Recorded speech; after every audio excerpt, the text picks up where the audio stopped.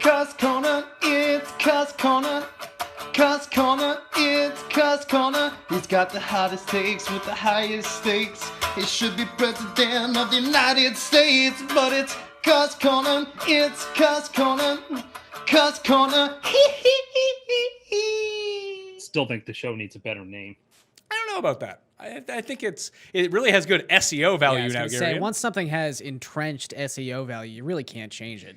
Most You people thought you were real funny with that book, didn't you? I did. There was, if people are watching this, I'm off on sabbatical. That's why we're recording the show right now, because my wife has had a baby. So I am now a father. And I was looking at baby books the other day, and there was a baby's guide to the internet, and the S was SEO.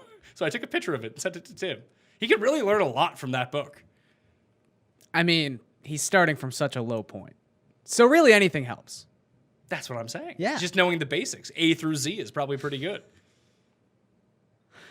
So Tim, do you know what SEO stands for? Yes, I've always known what it stood for. Search engine optimization. But just knowing what the three letters mean, does that mean you actually know what it means? I have always understood. I think you've just willfully misinterpreted my very precise understanding of things. Just like when you say your tweets have good SEO? Yeah, some of them do. Again, Tim knows a lot about this stuff. So, Tim, we'll throw the floor out to you. You have topics to talk about? Oh, yes, I do. All right, so hit me up with some. So the first one that I want to go through, I don't know when this became sort of a trend. I suspect it's got to do with millennials. I suspect that it's probably not even a trend. It's just something that you saw on the internet and you think that people are doing. There's this whole new genre of board game cafes and board game bars. This has been a thing for a long time. That is not new, pal. And I have a real problem with these places. I love going to Snakes and Lattes. It's a good time. So first, I suspect it has to be a millennial thing because they can't actually host friends over to play a board game because they all live in 200 square foot apartments because they have to live in the city and therefore have to live in broom closets and can't entertain anybody. It's not really their fault. I feel like you're not really blaming the right sect of people for that. I am blaming people making bad choices. And I guess so they have to go out to this cafe where they have their $13 boozy milkshakes, or they have to have some sort of fancy pants latte while they play some sort of board game. And I just think the whole trend is maddening. The whole purpose of I'm a big fan of board games and I'm a fan of social cohesion with friends, but you don't just go to some restaurant or bar to play there's something weird and off-putting about that. Go to somebody's house, either host or go to somewhere, be entertained, spend the day sort of with friends playing the game. Don't go out in public so someone can see you play Settlers of Catan or, whatever game you're playing. I just think the whole trend is just sad. Okay, it's not really a trend. These things have been around for ages. And, I mean, it's very clear that you've never been to one. Ages. Oh, yes, ages. Well, Snakes and Lattes has been around long enough where it's expanded to there's twice its size. I think they're the main one in Toronto. There's a whole bunch of them, actually. Yeah, but it's actually not as profitable a business model as one would think. But it's just booze. It's no different than going to a bar and sitting around and watching a football game. Why would anyone go to a bar to watch a football game, Tim? Why couldn't you just host everyone at your house? Well, football games are different. Why are football games different? They're a communal experience. They are by their nature. It's not just about the you. I mean, you people go to crowds to actually physically attend a football game. There's something about that communal experience. I mean, it sort of connects with. And I just wanted to bring it up because I don't understand, and I don't even want to bash this because first, I don't need my Twitter to blow up. Secondly, I just don't understand what the attraction to esports is. And I think this is a connection where people are playing games and wanting to watch other people play games, and I can't wrap my mind around what's happening. I don't know. I mean, I'll say this. I've recently Okay, fair enough. If you want to get angry, that's fine. It's early. No, I'll let that pass. That is his catchphrase. That is his catchphrase. It's true. I've recently started watching some guy play NCAA football on YouTube. I don't know why I'm doing it. Half the time, I look at myself and I go, what are you doing? This is ridiculous. I don't know. I remember growing up, I used to watch my brother's or my friend's older brother play video games. It's just something, I don't know, it's relaxing. I don't know what it is. We actually have a friend, and they've been together for like he and his girlfriend have been together for 13 years, not married, and most of their time is just spent with her watching him play like Halo and Call of Duty. Doesn't sound like it's not for me. That is Not ideal. the same thing as watching esports. Yeah, esports is actually like far more competitive. It's not just. Yeah, I don't get it, though. It's not just a. I mean, in that experience, it's just a grown man yelling at children like very violently over a headset. that sounds just hilarious. being very triggered the entire time. I don't quite get esports in the way that other people do, but I mean, we did a lot of this stuff when we worked at Fantasy. Yeah, Like, that was one of the branches that they tried to get out in and failed miserably at it. But big shocker. But it's the right avenue to be on. What's the sports part of it? I Why mean, is it called esports? Well, I mean, really, how does it differ all that much from watching any other sport? I mean, look, I love baseball, but there's a lot of people who find baseball incredibly boring to watch because there's a lot of like very small technical things happening. There's not a lot of action during the course of a baseball game. I don't think it's all that different than watching someone play like CS:GO or whatever it may be. Yeah, like, and their watching experience and their passive. team, but their team competitions as well. And a lot of the reason that people get into sports is they're on TV all the time, but you play them growing up. So if you played baseball growing up, you probably watch them. There's just a high volume of people that, especially from like my age and down, I'm 33, and you could probably even go a bit higher than me, but like from when Nintendo launched in 1989 through what it's become now, especially with the advent of computers and playing computer games and online and all that stuff, that's what people grew up doing, so they like to see people doing it. Like, it's not that difficult to string together. It's just a carryover of your interest, and it crosses over into the other platforms of media you would generally consume. Yeah, I mean, it's again, it's not something that I really got into. I don't super enjoy it, but it's the same reason, like, you know, if you grew up dirt poor, you probably don't like golf. Yeah. So it just depends on what you grow up doing. I guess that makes sense, but I guess it's the sports part that throws me off. The word in there, I don't quite get. I mean, the baseball reference was right up to a point, but only in that the watching experience is passive. The activity is athletic in the way that, and maybe this just my profound inability to understand, and I could just be a dum-dum here, but I don't think esports is a physically athletic competition, right? It's a video game, right? I would say there's an endurance aspect to it, but also I would say that if you wanted to link the sports up together, that baseball and esports probably have the most in common. Yeah. It's the least physically demanding and physically athletic of all these sports, but hand-eye it's probably more like golf than anything. Yeah. That you need to be mentally engaged the entire time, and your dexterity needs to be really good. I guess it really just comes down to what you want to define sport as. And if you're really more towards the game end of the spectrum when it comes to sports, like, is bowling a sport? I don't know. If they want to call it a sport, Tim wants it's to think fine. like dressage is a sport. So I don't think dressage is a sport. Dressage is an Olympic recognized sport. And you know what? And esports is probably going to be in the Olympics sooner than later. And also, they're events, Tim, not sports, if we want to be specific. A jumping off point is like, you're going to put it in the Olympics, there's talk about putting it in the Olympics, and that just rubs me the wrong way. Everything rubs you the wrong way. You hate everything, apparently. It would be Winter Olympics, right? It doesn't matter. I would always add to the Winter Olympics. That's the my Winter thing. Olympics needs more good sports. Good sports, but it needs more eyeballs. Or so we can just take sports away from the Summer Olympics because the Summer Olympics is unwatchable. Yeah. See, that's my thing. Basketball being in the Summer Olympics makes absolutely no sense. Since it's a sport not played in the summer. They need basketball though. Although it seems like a lot of people do watch the Summer Olympics more than the Winter Olympics. The Olympics were super popular well before the Dream Team ever arrived. Yeah, but the big thing, the big reason that people watch the Summer Olympics because it involves far more countries than the Winter Olympics. Yeah. But I would say, like, the Summer Olympics, I think they do need basketball because really I know you're going to contend like the decathlon is its marquee event or something, but really, exactly, the men's 100-yard dash. So your marquee event literally lasts 11 seconds. You need something where people can watch it for 3 hours. 9.6 seconds when you got Usain Bolt involved. Yeah, but the last place guy has to finish. Oh, that's true. You don't watch him, though. Yeah. You only see the guys celebrating. So you have that, and yeah, I guess the decathlon? I don't know. No, maybe the swimming event. Swimming is popular. I do like watching swimming. But even with the basketball, you can't have it in the Winter Olympics because then you run into the same problem that hockey had in the Winter Olympics, that you're taking people out of season to go play, and eventually they get the 4 leagues weeks off at the All-Star break anyway, so what's the difference? they get 3 days off, don't they? 3 days off. They get like a week and a half now or something stupid.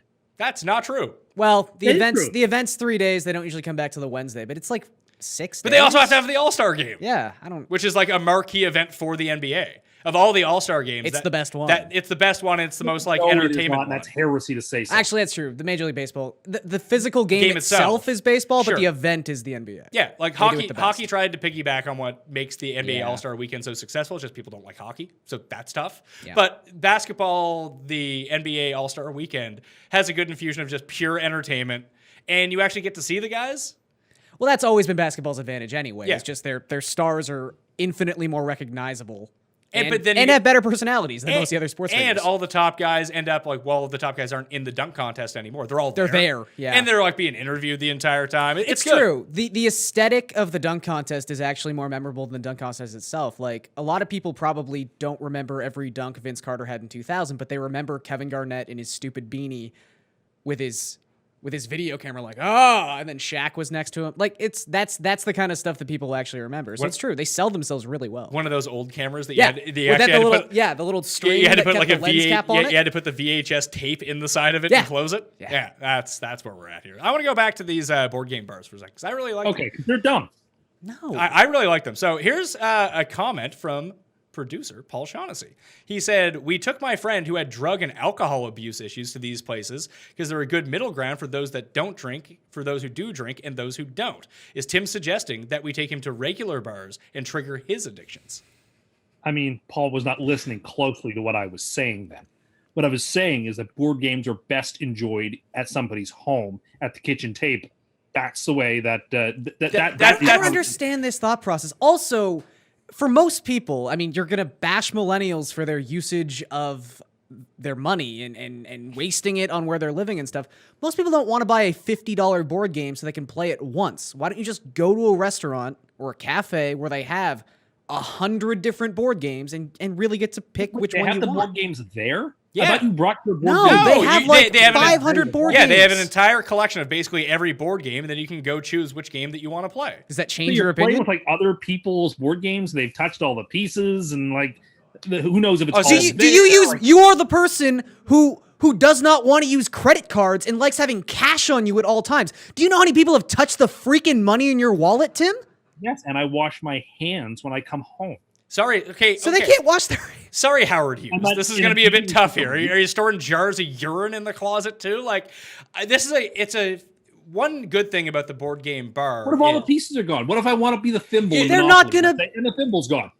They're not gonna be like that at the. Obviously, there's a level of quality control Oh, when really? your You think whole there's an thing. inventory? There's someone there who goes. When your through- whole There- aesthetic there- is board games, yes. Yeah, this is very clear. So, Tim, you should really go to one of these places. No, So, I don't want to. so it How sounds many like are in Halifax? Just out of curiosity. probably zero. It's Halifax. There are a few. Oh, really? There are a few in Halifax. Okay, then I did not. They were not there when I was there. Yeah. But I've been gone. No, for over but a these are decade things now. are new. I mean, maybe in a couple like cities where like fringe people were going to them back in the mid 2000s. I don't know, but like this has become a like very mainstream thing in the very recent past. I was gonna say the fringe people definitely do not go to No. board game. This is a very yuppie type thing to do. I would also It's just say. like Magic the Gathering, but for people who play board games instead. That's what this seems like to me.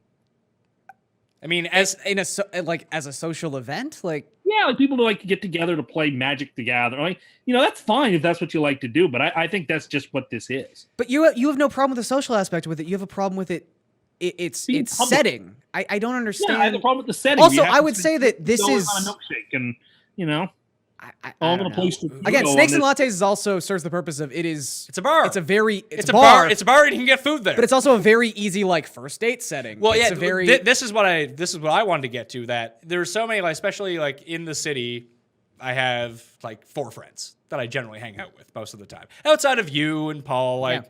Sam and I have friends, like couple friends, and there's only so many things that Paul you, and I are a couple. Yeah, if you two are a couple, then you guys can start coming on the dates. But if you're gonna go out and do something like as an activity, what do you go do? Yeah. So we can go like if I go out, it's like a Sunday, like I'm going to watch football with the guys. Like no one's wives really want to come and go do that. You can go to dinner or you can go out for drinks. Like, this is a very casual way to go and spend like 4 hours, 5 hours. That you can go play whatever different board games you want. You can do a round of like Cards Against Humanity. You can play Trivial Pursuit or like a shortened game of that, or just play some games that you've never thought about playing. Like, Actually, that's a good point. and that it's a great couples thing to do. It's very low stress. And like Paul said, it's a place where people can go and actually drink coffee if they want to, or you can go get appetizers and drink beer too. Like, it's a fun experience. Oh, this sounds so But bougie. but Tim, But I thought it was for fringe people, Tim.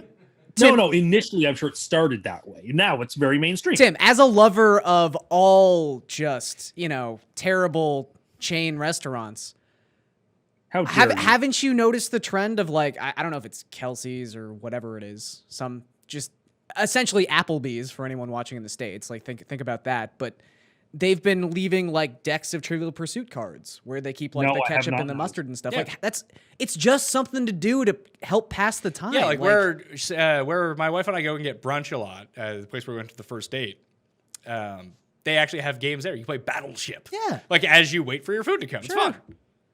It actually, I would say, Tim, this is a very good way for those millennials you hate to be part of a conversation, to be looking at people, to be interacting with people. Because if left to their own they just devices, wanna most be people up are on going to Insta, being seen It's the playing. thing. Most people are just going to be sitting there on their phones anyway. So why not put a board game in front of them and have it be more social? And you get the advantage, too, as opposed to having it at your house. Hey, you don't have to clean your house when it's done. Yeah. Tim doesn't know anything about that because Tim's never hosted anything before. That's also not true. When was the last time you had people over for board game night, Tim?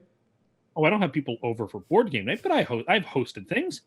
Hosted things many times. I mean, but I like the idea of someone going to somebody's house and like in a comfortable setting. The of somebody's two house, aren't you don't have to, mutually exclusive. spending You a can bunch do of money to both. buy things.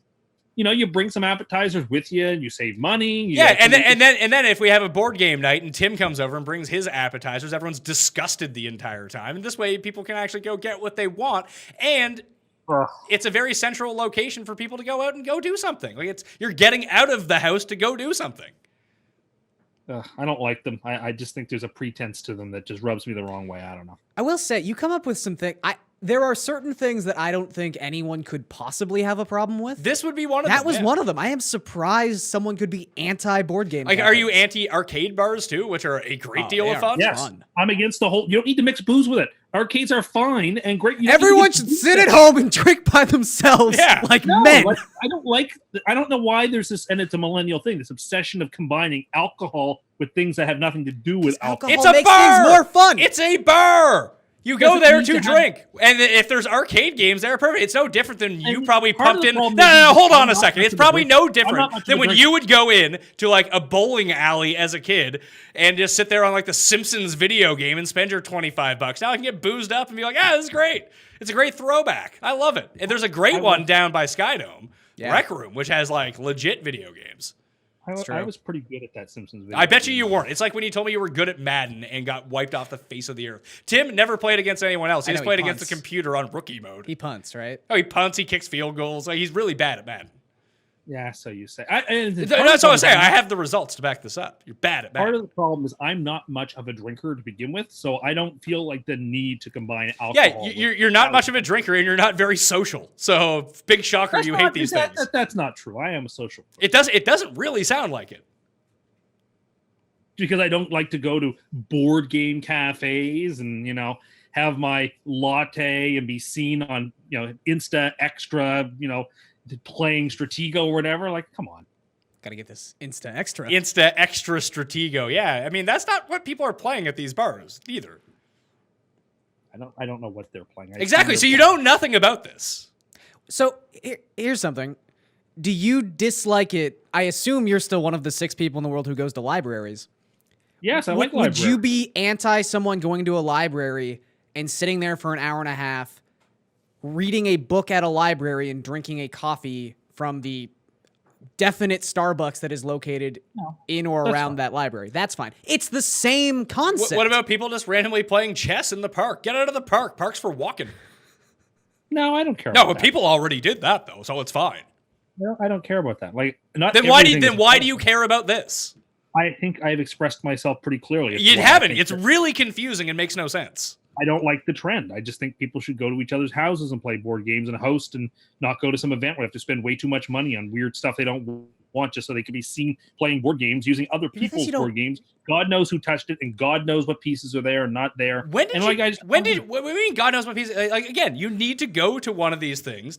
It's one of these things, again, like, oh yeah, like when Tim knows all about Italian cuisine. You ever been to Italy? No, why would I never need to go to Italy? It's like, oh, I just heard about, I read a headline about these things. I understand the basic concept of what they are. I have strong opinions about them. That's where Tim's at these days. Well, that's the tagline of Cust, or the elevator pitch of Cust Corner, essentially. Crazy man gets upset with things he doesn't understand. Yep. Yeah.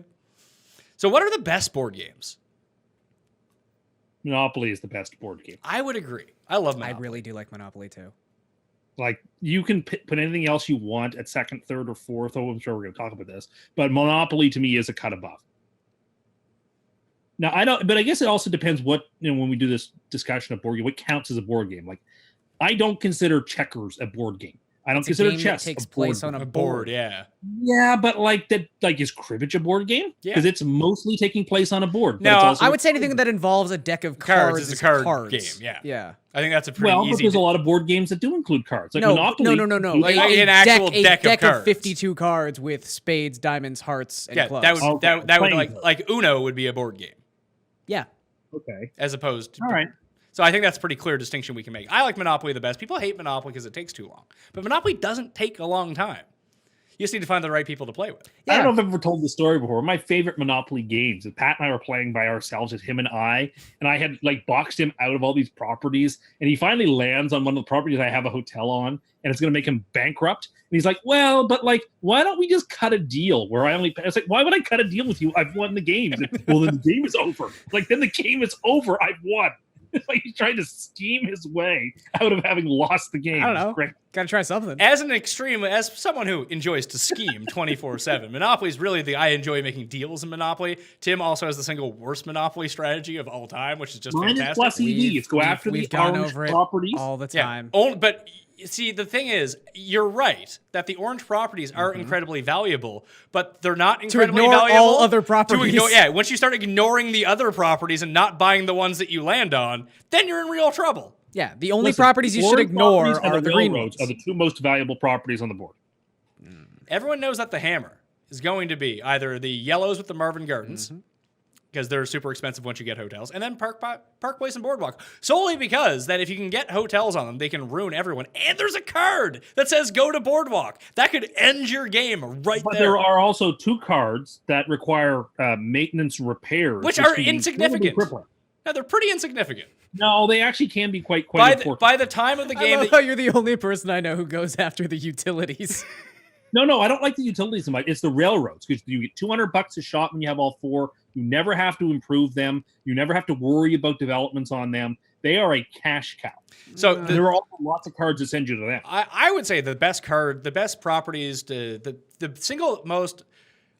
I mean, I have no data on this, just from games that I've played. If you can own the light blues, Oriental, Vermont, and Connecticut, those are actually some of the most valuable ones because they're the easiest you can get them quickly, and they're the easiest and cheapest to get hotels up on. And there's 3 of them as opposed to the 2 with Mediterranean and Baltic that you can really put people in a jam. And that's how you can start acquiring all the other properties, that you just pick up whatever pieces you can. But if you can get those or the St. Charles set, where, I mean, the orange is optimal to the purples, obviously, but the oranges are just harder to get. Yeah. All 3 of. But if you can get the Oriental stack, or you can get the Baltic Mediterranean just at the beginning of the game, you can file up a lot of money, force people into situations where then you just be like, you know what? You don't pay me this time, give me Reading Railroad. Yeah, well, you can usually grab Connecticut on your first roll, or Oriental. You need to be a hot roller, too. Tim, bad roller.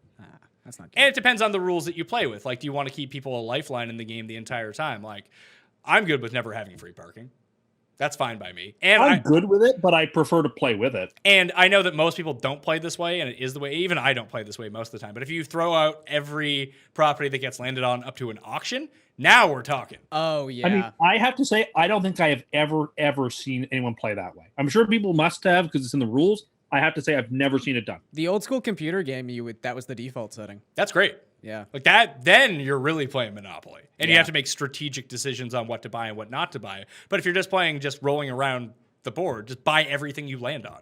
And then if you can't afford it, mortgage your other properties to buy the other properties. Like Yeah. That's the move. Acquire as many assets as possible, then deal for what you need them for. Not focus on 3 of the spaces on the board. Now, Park Place is pretty much worthless. But you need Park Place to make Boardwalk valuable. Whatever. I'd rather have the oranges and the yellows. I would say the greens are the least valuable. Don't go Yes, for I the would say greens. the greens are the least valuable. Yes. That Because is- it's hard to take you to them, and they're incredibly expensive, as expensive as the blues. Yeah, it costs the develop. same to develop on those, and there's 3 of And them. there's 3 of them. Yeah, it's And you it's- get less back on them when they land on them vis-a-vis the blue ones.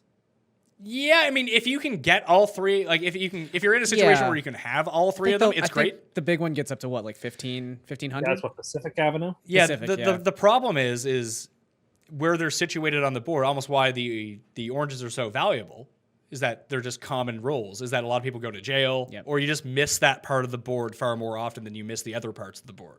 That they're just not landed on as much, and there's no go directly to North Carolina Avenue Yeah. like No. there is to Boardwalk. And like you said, there's 3 instead of 2. Well, it would increase your chances of people landing on it. Super expensive. It's super expensive. Yeah. So Monopoly number 1 for me. You can get it. You can bang out a good game of Monopoly in an hour because I've done it. It can be done. If everyone's focused, yeah. When Tim and I lived in Calgary, we used to play with 2 other dudes, my roommate and our friend, and we used to play like 3 games in a row. Yep. Not uncommon. Those were also 3 super aggressive people in Tim. Yeah. We'd just be making deals back and forth the entire time, and Tim would be like, I don't think the deals are great. I have no Well, they weren't properties. You got to be making deals. If you're not swinging deals, what are you doing? You have to swing deals, but you don't make every deal that you get offered either. You have to be strategic. Did you enjoy being the banker, Tim? I would be the banker. Okay. He would usually be the banker, but I actually think the banker is a very, like, if you have young kids, like, Monopoly is a great game to play because you can have them be the banker and they learn hands-on how to do like quick math on the go. And Monopoly is a great teaching game to teach your kids to crush the enemies, and the enemy is And not- everybody. They also teach you a lot about somebody's character. Someone who's willing to like screw you over in Monopoly is the type of person that might do the very same thing in real life. So you Well, have that's to actually like, the point of the game. That's why it was invented. Yeah. yeah, there is something Marxist about it, I guess, when you think about it. So what would we go with number 2? I would say Risk is probably number 2. Yeah. I'm voting Trivial Pursuit. Yeah, that would probably be my number 3. It's just harder. It's so much easier to get a game of Trivial Pursuit on the go, and you can play it one-on-one. You need to get like Risk is an event. not only do you need to get a bunch of people together to play Risk. They have to be willing to sit there for 6 to 12 Kramer and hours. Newman played by themselves. That's true. But like, remember when we used to play and we had our one Yes. and you need ideally you would need to have like 6 good people who like understand what's going on to make it a super competitive game. And one almost like a computer, like getting a little drip of water into your circuit board just fucks up your entire computer. One really shitty Risk player can just fuck you over for the entire game. That happened to Tim. Tim, please explain. Yeah. Well, we were setting up to play Risk, and it just seems as the way the luck of the draw went on the cards. I had quite a few properties in South America, and our other friend had a good amount of properties in North America, and he had one South American property, and I had one like North American property, and I basically was going to leave it unprotected because it's really hard to hold North America. He's like, yeah, well, you have too many ones in South, so he would like put all of his armies in the one country in South America that he had for the most part, which meant that it not took only Tim out of the game. he couldn't protect really any of his North American properties, which were basically the only ones he had to start, and also. So he basically was committing suicide on the first go, but also because all of my properties were in South America except for 3 or 4, I was also screwed because I could never take over that country. And it's South America, you can't really move if you don't have Brazil. It was just very, very frustrating. So like the game hadn't started yet, and I was like, great, I'm going to spend 3 hours here and I can't win. I Thank enjoy you for that. reminding me of that. That was a fun one. I enjoy that he has that so quickly in his recollection. I remember it very vividly too because the same person who ended up dumping all of his pieces in the wrong spot just to screw Tim. We had a bet that we saw him come. We were in an apartment building. We saw him come down the driveway, and I bet Tim that we saw him pull in like into the parking lot. I was like, what did we set the over under of him being at in the actual apartment? I set it at like 10 minutes and took the 10 over. minutes, and I took the under. He took him like 13 minutes. We don't Was know he what just he- having a cig, or we did he get don't lost? no idea what he was doing. You could smoke. I don't know if you could smoke in the apartment, but No, I don't think, or at least we didn't smoke in that. yeah, it was right next to the balcony, which was covered and everything. Like you just smoke in there. So Right. we have no idea what he was up to for those 13 minutes. And when A risk asked, beat. he told us not to worry about it. Yeah, what are you doing? Don't worry about it. All right. Cool. Not the best at Risk. What do you think the optimal strategy is in Risk, though? I really do think that working your way from Australia out. I was going to say, I'm South America or Australia. No, one of the no. See, here's the difference, and why working out of Australia I think is better. Is that you're not going to deal with any confrontation coming out of Australia because no one's actively trying to take Asia. Asia is only like the only places that people own in Asia are tangential to the other places that they own. So like if you own North America, it's probably in your best interest to own Kamchatka and like have people stationed there to guard against anyone coming into North America. It's like owning Iceland if you own Greenland. You really want to station it out. What's the top one in South America? Is it Venezuela? Yeah, Venezuela. I think so. Yeah. So if you own Mexico, Venezuela, Chile, Brazil, and Peru, right? But South America is so competitive because you have Africa, which everyone always tries to hold and take. And if you can, that's a great way to go about it. It's just harder to hold. Points of entry. Just too many points of entry with Africa. But that's the whole thing, and it gives you access to South America. And then inevitably, because we're in North America, people just try to own North America. Mm-hmm. That is true. So you have too many battles. You can't. It is funny how you can. It's like whenever we do your fantasy baseball league draft, how you just nominate every Blue Jay, because inevitably people will be like, I'm close to Toronto. I want a Blue Jay. It's also a game where aggression early doesn't pay off. Oh, I disagree. I completely disagree. You never want to be the first person to like try to make that march to take over. You want to be the second person or the third person because it is such a risk if you're that first person. If you can't kill people and cash in with their cards, you've basically ended the game when you finally decide to make that turn. That's Napoleon taking over Russia gambit. And it's so, I've seen it not work so many times. You'd far rather be the second or third person to try to make that move rather than the first. So delayed aggression is the strategy.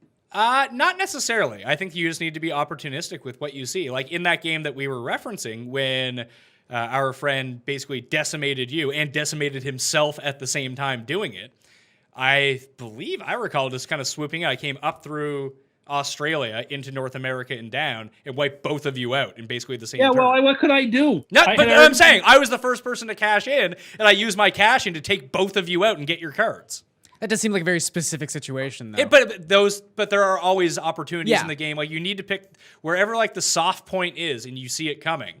You just need to be the one. You need to be the first one to act on that scenario. Yeah. And then you need to make sure that you're still fortified enough. Like people don't do a good job of backing up their men country to country. So they just isolate armies that are going to take them 3 turns to get out, or just not attacking someone knowing that they can't move their armies unless you go after them. Just be like, if like Tim had all of his guys in like Argentina, like then he had to go to Brazil and then to North Africa to get to Europe. Just leave him down there. Yeah. He can fortify all he wants. He can't move. So I think that there's a different. Every game is completely different as it pertains to Risk. Trivial Pursuit is just fun because you can play it at any time with as many people as you want. Yeah, there's a simplicity to it that's very nice. And again, it's trivia. Trivia is awesome. Yeah. Oh, that's interesting. Do you hate trivia nights? No, he loves trivia night. I participate in it. Don't see how that's different. Cannot see how that could possibly be different. It's not. Not By its nature. Trivia contests are by their nature public interactive experiences. I Can't cannot differentiate between the two. It was actually a really big trivia night here in the city a few months ago, and our team took down the big victory. I know. I actually talked to the organizer of that event last night. Yeah, well, we walked in the door. People were they were both excited to see us, but also like, well, we can't win this thing. Of course. Tim, and they did great at trivia. It was fun. It was actually, I didn't think we had done that great, and we won. Much better than the first trivia night I ever went to. It was my first year of college. I went to the Dalhousie campus bar when it was a night after watching the Thanksgiving football games. It was before the Sunday night Thanksgiving games. We were done at like 7, the games ended, and we stumbled into this other. It should be, by the way. And we stumbled into this other bar at like 8 with trivia night, just like blackout drunk. And one of our friends just yelled "Lloyd Christmas" for every answer, and then he went up to the stage and fell off. It was fantastic. But I wonder who that was. Yeah, but the entire concept that Garion's talking about, the only reason trivia nights exist is because there's something fun to go out and do, to get out of your house to go do it. Yep. I don't disagree with that. And that's the whole point of the board game bar too. I think the board game bar is unnecessary in a way that, like, I get why people do trivia at bars. Like, that makes some sense to me. You can't play trivia in somebody's house really in the same way and compete in the same sense. Like, there's a quiz master. They put a lot of... I think they're different concepts.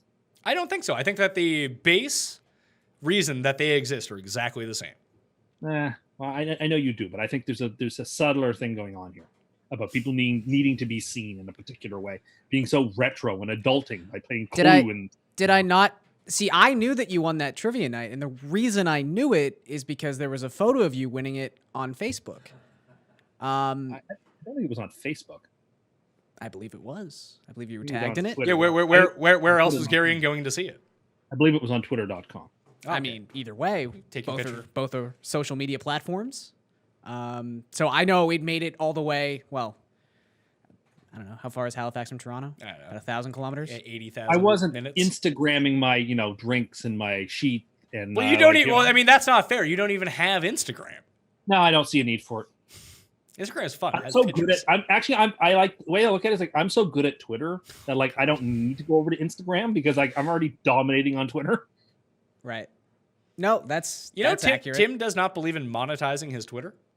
No, I don't. I don't want. Because he does it for the love of the game. I guess so. Like it seems like you're just leaving easy money on the table. Maybe, but I feel pretty good about just I'm at perfect freedom to say whatever I want, and there's no monetary value or risk or anything. You just say what you want. See, I say what I want, yet I've monetized my Twitter. That's fine. I'm not saying you shouldn't. I'm saying what I want to do, son.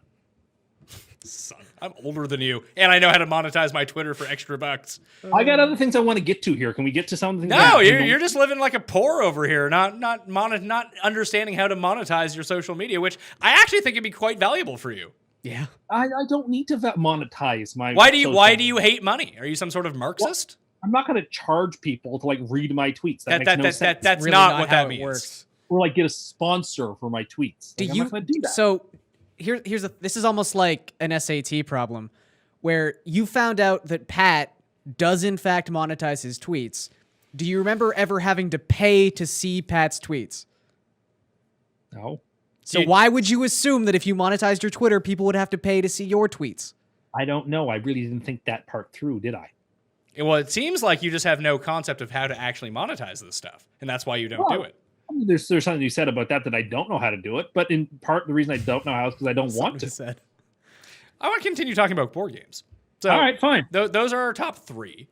People really like Cards Against Humanity. I don't.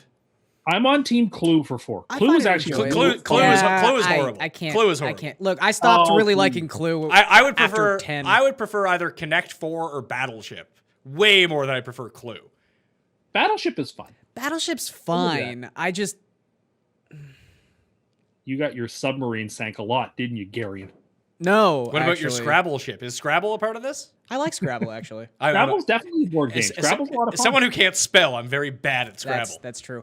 Yeah, Battleship to me is just so luck-based. I know you're going to argue that there is a lot of skill involved to Battleship. There is. I just prefer games like Risk and Monopoly where it's the outcome is a little more in your own hands. Sure. But like, we agree that those are probably the top 3. Yeah, of course. Then it's whatever you want. Like, do you like Cards Against Humanity? I do. It's a fun party game. Exactly. But I wouldn't sit there with like 2 other people, or my girlfriend and I wouldn't have a night where we just play Cards Against Humanity against ourselves. That's not fun. But yeah, in a social setting, I think it's a pretty good That's game. actually a fun game to play when you go to the to go to the actual like board game bar. That's a fun game to go play there. But it doesn't beat the game where it's just how many games now, like board games themselves, are just apps that would have been board games in years past? Like that game where you hold up catchphrase. Catchphrase is fun. Catchphrase is a good party game. But I mean, that just I like catchphrase a lot. Although I think you do need the device in your hands for it to actually work effectively. I think there's something to be said about actually physically passing the device around, it going off. The timer, the noise. You realize that your phone does all those things and is also a tangible thing you can hold in your hand. I get it, but you know what? I actually do think that it vitiates the experience somewhat not to have the actual little gadget in your hand. I think it makes a difference. I just I think we're talking about 2 different games here. Maybe I have it wrong with catchphrase. I'm talking about the one where you pick a list of like similar topics. Yeah, you hold the phone up to your forehead and they have to explain it to you. Yeah, what's that called? Oh no, catchphrase, at least as I've played it, is like you have a word and you've got to describe what that word is. Oh, that's like Taboo is like that too. Yeah. So I mean, I enjoy both those games, but I know what you're. When he was talking about passing the thing around, I was like, you don't pass the thing around to that. That's okay. I'm just talking about the one where you hold the phone up and people have to you have to guess what it says. Well, you would on the pass screen. the phone around. Basically, after like each turn, blind man's bluff. A little bit, yeah, but Yeah, but you have a team, But you have that scene in team, but you have Glorious team, but you have teams of people. It's a very good inclusive game. Yes, it is. It is the exact scene in Inglourious Bastards. You are correct. Yeah, very much so. But you Yeah. can just do it on your phone, and you have to get as many in 1 minute as possible. That's the best scene in that movie, by the way. It's a good scene. The opening scene is very good too. I think the whole bar scene is the forgotten scene in that movie. I think it's the best part. I mean, I would say that people would rank either that one or the opening scene one. Those are like Yeah. the two scenes in that movie. The opening scene is just so chilling and Oh, well, so no, well the- acted. The whole that it does opera really house is stand also out. a scene. Yeah, It goes on for like 40 minutes. Yeah, but that's more of a spectacle. I love those bar scenes and the opening scene because they are in smaller setting. It's really just like, I mean, the opening scene is really just about his facial expressions. And in both those scenes too, you have a very like you're trapped in a certain way. Like you're in the basement of that place in the bar. You're Yeah. in that small house, and then everything starts off very casual. Then the tension just builds and builds and builds and builds. The opera house scene at the end, you kind of like it. Everything's set in motion. Like you're expecting Yeah. things to happen. You don't know what's going to happen in those other two scenes. That's a bingo. Any other board games? Categories? Somewhat Scatter's fun. fun. I'm not in on Settlers of Catan and stuff like Is that. Yahtzee a board game? You say Nazi? Yeah. No, is Yahtzee Oh. a board Yahtzee, game? Yahtzee Yeah, would be a board Yahtzee game, would yeah. be, but Yahtzee's just a I game like you play by Yahtzee. yourself, isn't it? Yeah, it's a. No, you that's- don't play it by I yourself. seem to remember like there was a run where Better played on an app now. yeah, but before apps were a thing. Remember, you could used to buy like the little basically Game Boy versions of those games. Oh yeah. I remember a lot of bathrooms that had just a Yahtzee game in them, and it was like, yeah, that seems like the right place for Yahtzee. Tim would hate that because he hates electronics in the bathroom. He also wouldn't know who's touched that Yahtzee game. and Yeah, what they've or- touched before that. Yeah, he's just walking around. With Can I just say, I Tim think was the just game of walking life is around stupid. wearing eczema gloves the entire time. I'll be honest, I haven't played the Game of Life since I was about 12. Stupid. I enjoyed I it when don't I was like a that kid. I don't think I would play it now. Pop-O-Matic Trouble. Did like Trouble. I like Trouble. I like I'll stand with I like Trouble every Sorry time. too. I love Sorry. Yeah. I like Operation. Eh. Yeah, it's more of a gimmick It's than very, anything. at least when you're younger, it's challenging because you don't want to touch the sides. That's fun. I'm surprised you like Operation because I was gonna say I've even found it annoying, and it's probably just because they've run out of ideas. There's only so many things you can do with board games, but it seems like every board game now is like some weird thing you either stick in your mouth or stick on your face, or it's all about like augmenting yourself physically as opposed You to think actual that like board thought. game- What's I it- once bought this board game where every time I rolled the dice, wild animals came out of the walls and Robin Williams showed up. It was very terrifying. Come on, that's good stuff. Has no one seen the movie Jumanji? Does it annoy you that they turned Jumanji into a video game in the remake? No, well, I don't know, but the new Jumanji was actually awesome too. It was a good movie. It had The Rock in it. Can't go wrong with The Rock. Well, usually you can. He's usually not good in movies he's the lead actor in. Most of those movies have bombed. Yeah, but he's really good when he comes Yeah, but into What it. was the last like real What rock were- movie that bombed? The one where you and I saw the whole movie in the Skyscraper. first 5 minutes. Skyscraper in the ad that bombed. That bombed. The- Did it? But that was Rock Fatigue. He had to run about 6 movies before that. that Baywatch were- movie bombed. I don't know if it wasn't received well. It made like $100 it million. made tons of money, and it was If I actually look it up, wasn't I bet you terrible. It had like a D cinema score. Yeah, Tim that's also, not a movie. Tim that's- also gets very confused about like what a what's in his- successful movie is. Yeah, Well, I mean, it wasn't a successful movie. it made a lot of money. Again, is Venom a successful movie? It It's- has like Venom is it has like Venom a is the most successful 16%. movie of the year. It has a 16% score on Rotten Tomatoes. So how's it a It also- successful and, movie? and the cinema score also in the D's. It also made $100 quadrillion. Go look up how much Baywatch made. I am All right. I am positive it made at least I'm gonna say $80 million. And for a comedy, that's fantastic.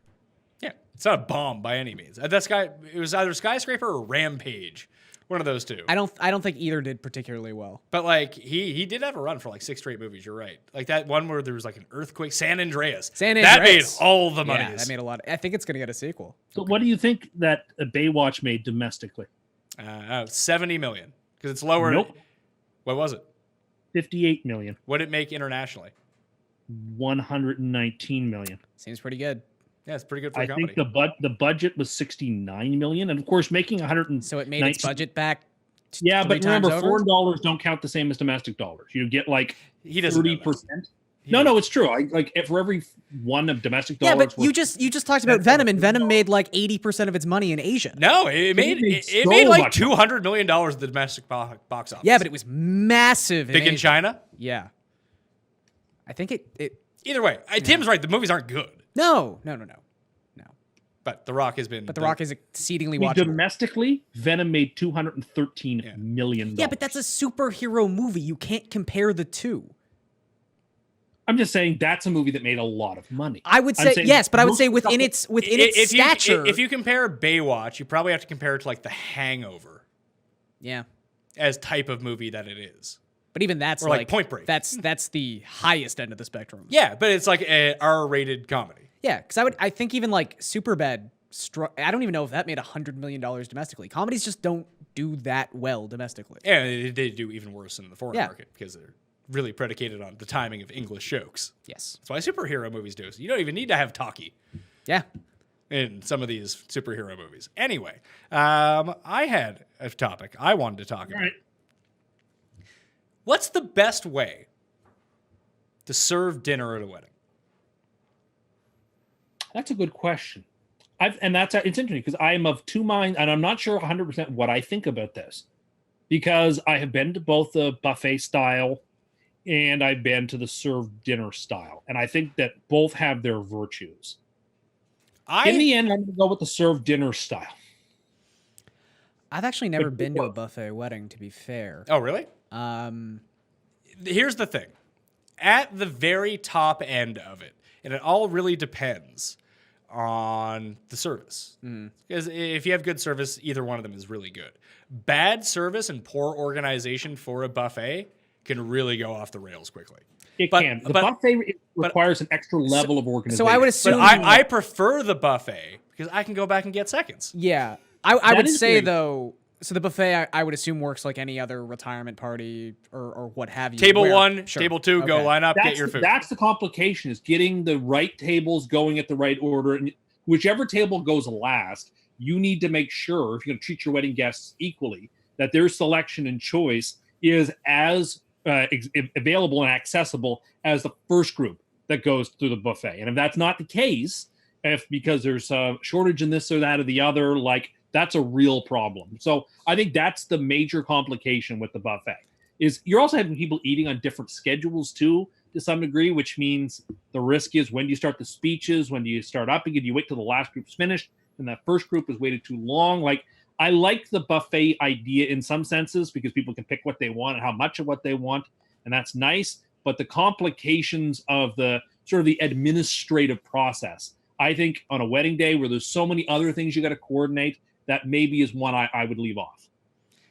See, I think done right, buffet style is the best way to go. It's just the hardest to pull off. And then Yeah. you need to start, like, once you organize the people together, you know who's sitting at one table. Quick tip for any wedding out there, serve the Coke table food last, because they're not really all that hungry. And they're Which just table? the Coke table. Oh, okay. So if you got a bunch of people doing blow at your wedding, you want to put those people on like the last two tables to get served. Because they don't care either way. I have been to a wedding, and I understand this is completely dependent on your means and how you're attacking your wedding, but we had a served dinner, and then about 3 hours later, they had a poutine bar.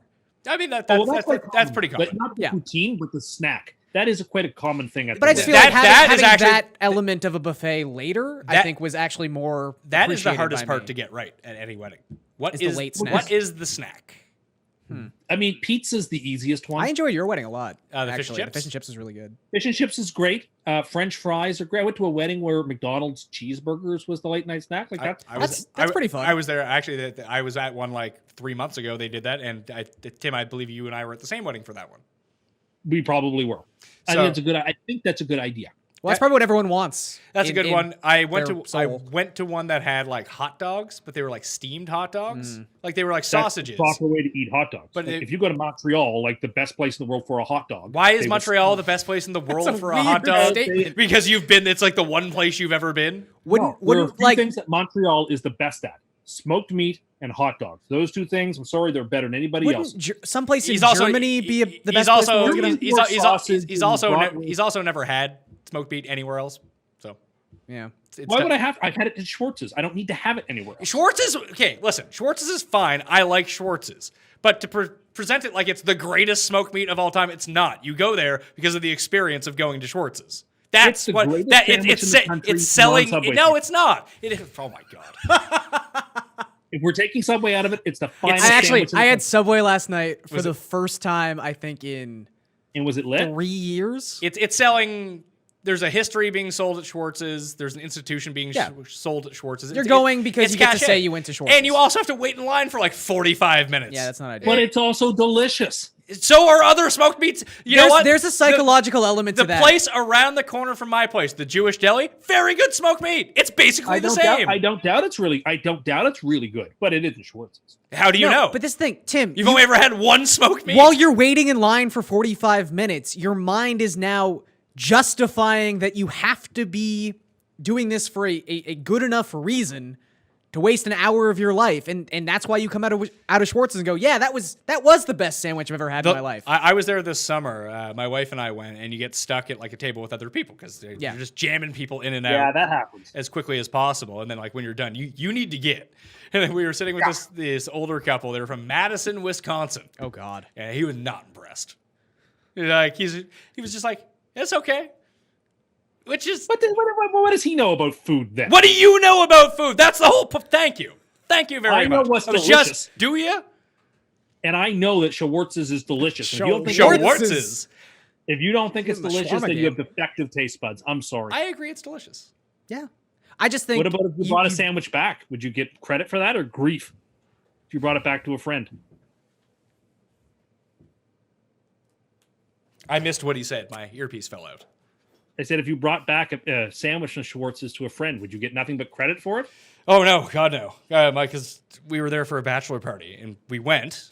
We saw who was up and who wasn't, so we just went because you have to go like wait in line. Yeah. Brought back food for everyone so they could enjoy it too, even though they weren't there. We ate there. We got sandwiches to go, and I brought back one because we were leaving later that day to bring on the plane, bring it home to my wife. She'd be super pumped about that. Because it's the best sandwich. I even got a sandwich devoid of all the things one of our very picky friends hates, and he was so angry that we didn't get him up to go, for one thing. I brought him this free sandwich, which he wanted anyway. And then he got mad that he couldn't eat my wife's sandwich after he was done his. Bites out of the sandwich while he's cursing out Pat about the sandwich. It's a very surreal experience. Thanks a lot, chomp. It's very strange. It was one of the more selfish acts I've ever seen from any single person ever. Not that I was surprised, but Wow. it was just kind of, it was the same guy that yells at kids on the internet over Call of Duty. So you can see where we're at here. So back to the wedding food. I do like the buffets. I've just been to a couple buffets where it's just been botched so horribly, and then like people are waiting. And in you line find for, it's like, service more than it's food. organization and service. Okay. Like there are some things like you have like 35 people in line and they're just standing there with a plate. Yeah. Like you need to keep it going, so the service needs to be good that you can do it efficiently and quickly, but you also don't want people waiting an hour to get their food. That was also the same wedding where there was 14 speeches, which Wow. I think that there should be a maximum of 6 speeches. I would say, And I think there should be time limits, I would too. say each set of parents gets to talk. Like we had 5. Best man, we had 5 at maid my of wedding, honor. and then the maybe- couple. Yeah, that's The couple, the parents from each side, best man, maid of honor, boom, you're done. yeah, Like people I fucking hate agree. the speeches. The speeches are the worst part of any wedding.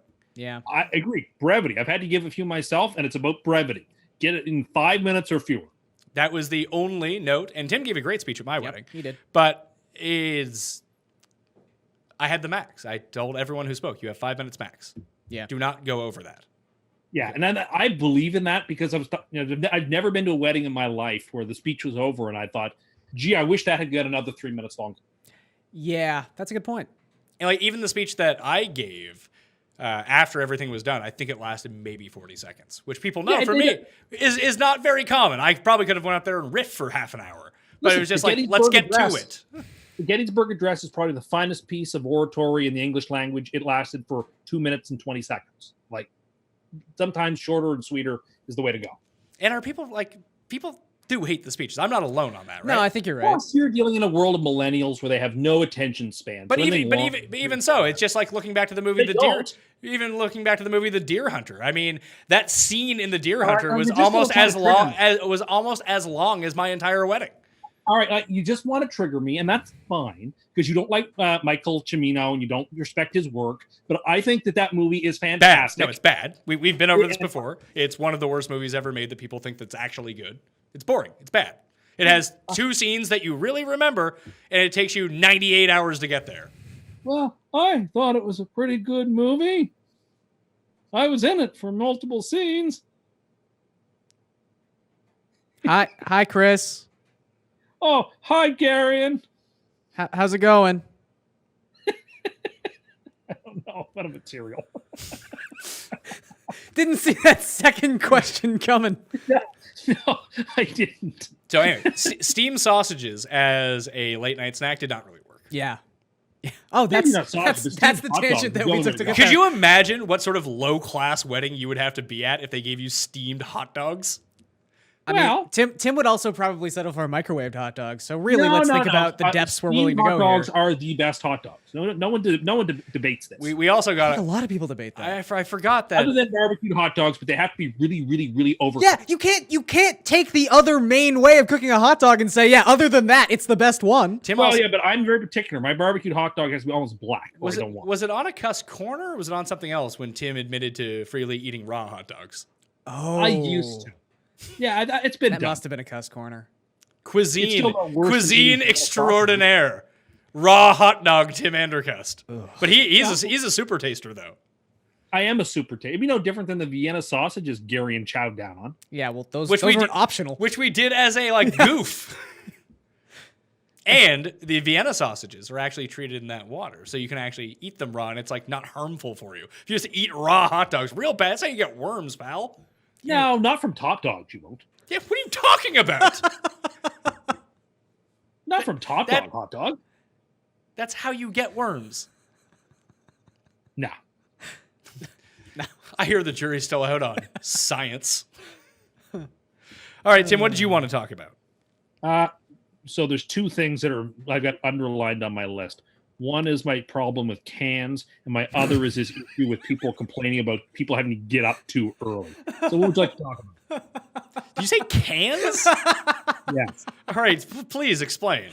In 2019, I don't understand why every can doesn't have a pop lid the same way that like soups do or like tennis ball containers do. Why is it that all the various vegetables or other types of soups that don't have the pop top or, cans of apple juice or whatever, why do they have lids that I can't pop off? I have to get out the can opener. It's very clumsy, and I have to try to open it up, and it's never easy to use because I don't have one of those machines that does it. I have to do it by hand. I don't like that.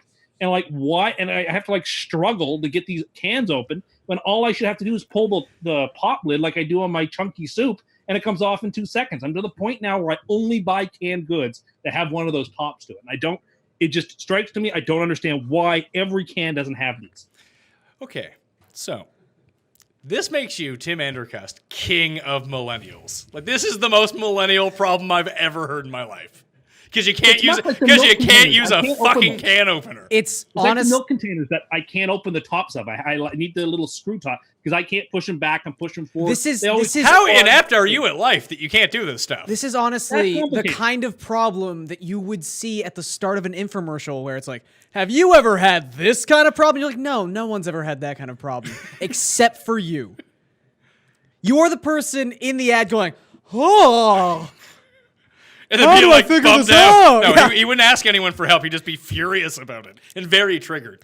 Now, I will say, does a can opener seem like an inefficient way to be doing something in 2019? Sure. But it's not needlessly complex. Also, you probably use and eat too many things from cans if this is really a problem. I can't remember the last time I used a can opener.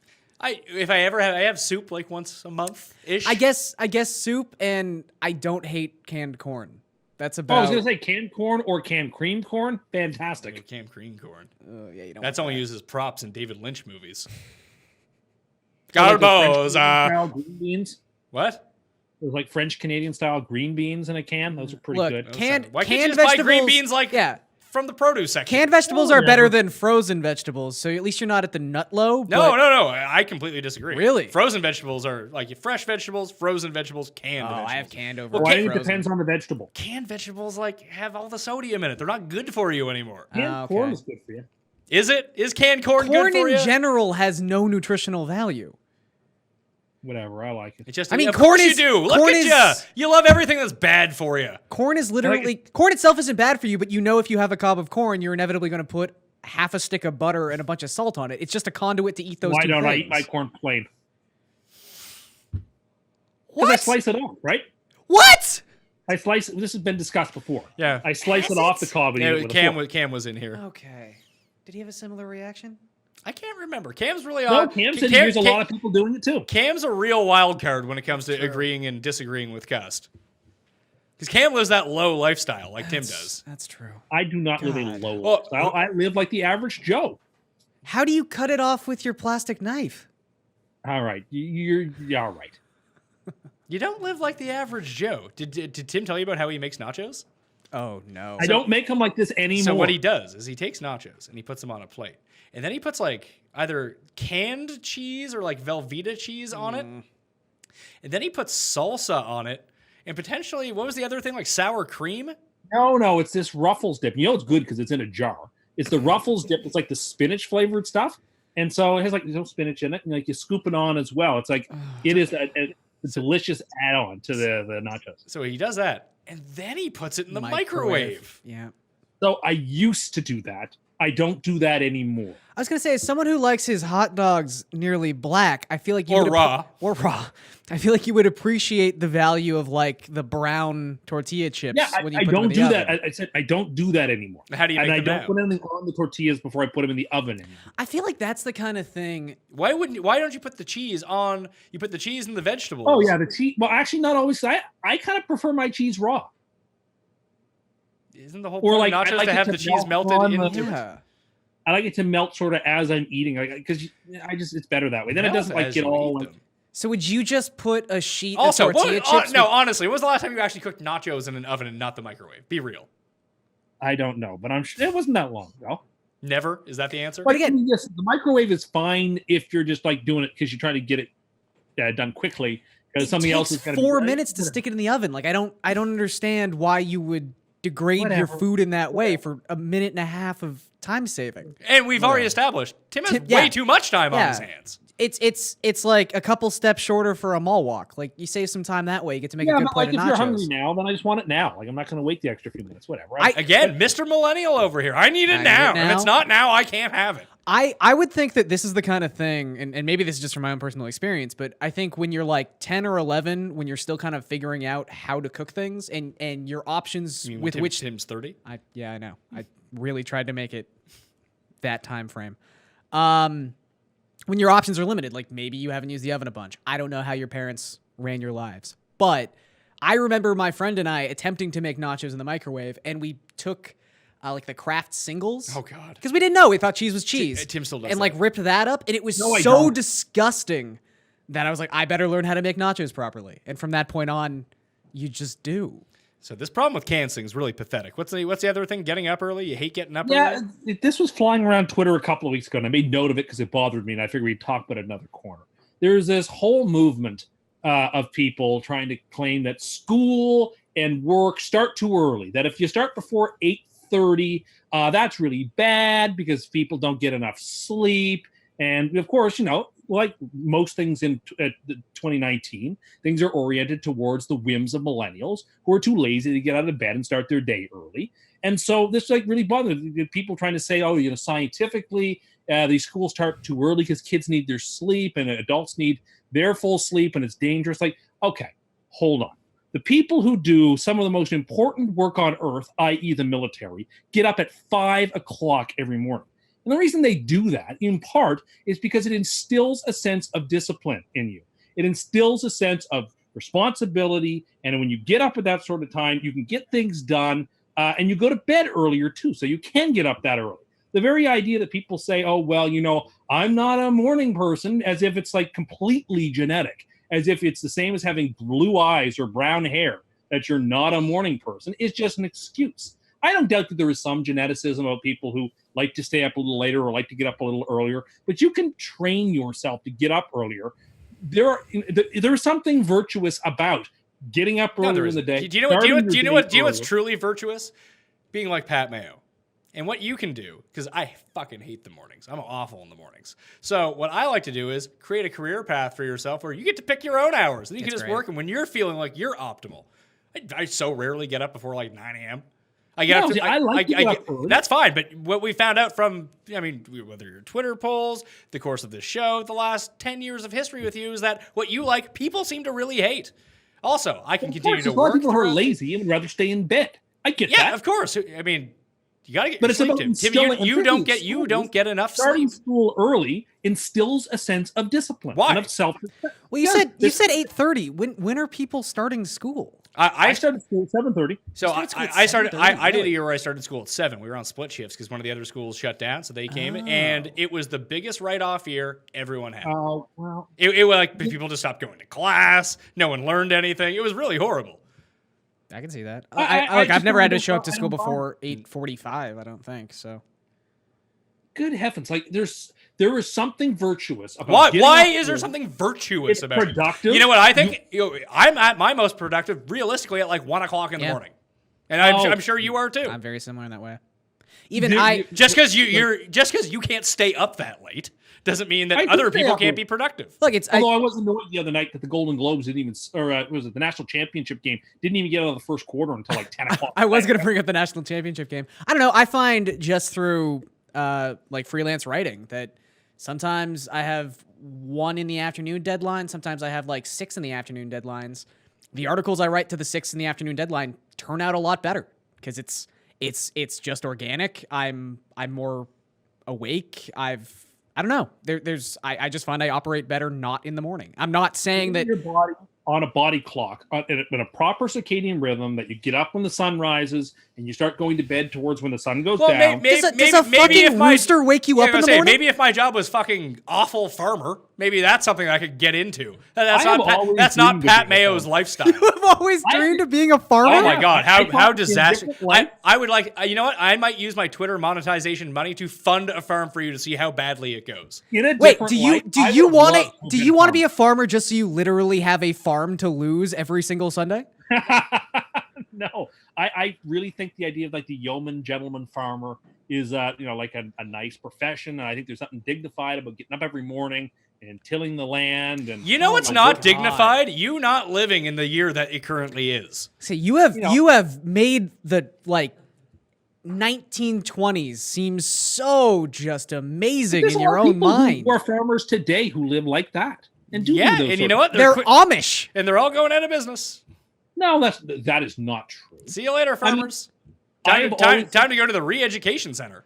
Like how many children would you have to facilitate this life? Well, it depends how big the farm is. I mean, and so what? Then you have to have several children to have a big farm. Like, what's the issue with that? But the idea of like when I retire, overpopulation, I guess.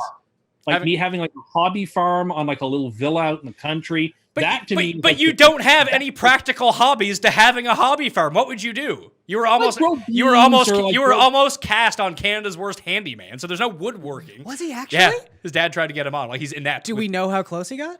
Last cut, Tim? Close enough. I mean, you never know exactly how close, but I was in the running for the show. That's fantastic. He's like one of the world's worst drivers, so you can't have him like on a tractor or anything. Not true. I don't understand what you would be doing on this hobby farm. You would just sit around smoking cigarettes. That's it. You can do that and to bring it all the way back, you could do that in a 200 square foot apartment if you really wanted to. No, I could run the plows and like help sow the seed. When you could sow the seed. When you look in the mirror, what looks back at you? I'm very curious because you're not explaining a person who I know. Somebody who I think in a different life would have been perfectly made for the farming lifestyle, the sort of like gentleman who works in the day and is a critic at night, and does the I don't know, it's just. You know what is actually a millennial trend and this is what I think Tim is actually getting towards. He just wants to wear overalls a lot. Oh, I see. Some Oshkosh. Yeah. Yeah, Tim can get Pretty cool look. Those all overall. So you're big into that. The Wouldn't have to wear farmer any. lifestyle of getting up when the rooster crows and rolling up your sleeves and going out to milk the cows and coming into a big breakfast before Wait. you go out to work in the fields. You won't play a game that strangers have touched, but you would milk a cow? Sure, because you obviously clean your hands before you touch food or put them near your face. Are you eating board game pieces? But you're at the board games where you're like probably eating pastries or eating Pastries? or those appetizers. Here's a thing of cupcakes, sir, to enjoy your board games with. Oh, like, really? what you have constructed in your mind of what these places are like are just hilarious. Like, You just said that people get like appetizers there, which you think they're gonna. I mean, when was the last time you went to some sort of restaurant where pastries were a big part of the appetizers? Well, if it's a cafe, then pastries would be. It's not a cafe; it's a fucking bar, Tim. They're all bars. They're all bars. Do you wash your hands in between every bite when you're sitting at a restaurant? Because I don't really see the difference. I get to a restaurant, I wash my hands. Do you then pull out the chair to sit back down? Sure. But my hands are clean. At least I've washed them from the outside. And I also don't like to touch a lot of foods with my hands. Those are gross. Also, it's like when he wears gloves and uses a knife and fork to eat wings. How do you eat wings with a knife and fork? I don't always do How do you that. eat a flat with a knife and fork? I don't always do that. I'll just try to touch the very tip of it with Also, my 2 when you fingers. go wash your hands in the bathroom of a restaurant, right? And then you pull the handle of the door on the way out. You don't pull the handle of the door with your bare hand. You use the paper towel you just dried your hand with to pull the handle. I think you are pretty close to a spruce moose, pal. But that's also why the garbage cans are often put right next to the door. So You somehow are the world's biggest fuddy-duddy and biggest coward on earth, and you live the lowest possible lifestyle. It's a really weird mix. I do not. You do. You live a very low lifestyle. I live a very That's why he has You aspirations don't of live an being a average farmer. Joe lifestyle. Listen to you. You can't use a can opener. It's not that I can't. It's just I'm not always the most coordinated person. You're addicted to Sometimes it's scratch difficult for me. tickets. And there's no reason why. And you're too afraid to do anything without washing your hands first. I mean, are you going to start giving people? Are you going to start giving people the pound like Howie Mandel? No, but I just don't. It makes no sense why the cans can't have that little pop top on them in 2019 or whatever the heck year. This wouldn't be a problem to anyone if you knew how to use a can opener. It really would. Have you cut yourself on a can before? Of course, I have. And you think that you would make a good farmer? I do think. Obviously not right now. I'd have to So you're saying if your life had gone in a different direction, there's a version of you in an alternate reality that is a good farmer. No, I can imagine. Impossible. Not with the skill sets. Not with the skill sets that he has today. Not happening. No. I mean, listen. I'd have to do some more reading and studying on it. You'd have to read. He'd have to read a lot first. Honestly, because that's how farmers become farmers. They just read a lot about farming, and then all of a sudden they're farmers. That's generally the path into. And this is the thing. I mean this as a compliment, and I think it is a compliment. But I don't think you'd be intellectually stimulated enough to be a farmer. It's boring work. It really is. You don't just farm all day. Like in the evenings, that's where you do your other stuff. You attend meetings and you write or you read. What world are you living in where this is happening? Honest to God, what world is this? Well, this was Thomas Jefferson's vision of American democracy. That was the late 1700s, pal. Okay, but it's the yeoman, gentleman, farmer that, And you know what? He wasn't doing a whole bunch. Thomas Jefferson not doing a whole bunch of farming. You know who did? Slaves. Okay, yes. In his case, that's true. Also, what would you say the breakdown of literate farmers were in the 1700s? I would put that number under 10%. Oh, I think that you underestimate that. Thomas Jefferson wasn't doing any farming anyway, and neither were people of his ilk. They owned the fucking farms. No, they were doing some farming, maybe not so much in Virginia, but in Pennsylvania and Massachusetts, they were doing their own farming. Of course they were. And the people going to Congress, farmer was the number one profession, I think, for the first Congress. I don't know. There's something to be, and those people would only meet for a couple times a year because this they had all farms just boils back to Tim wants to have slaves. We get back to this every time.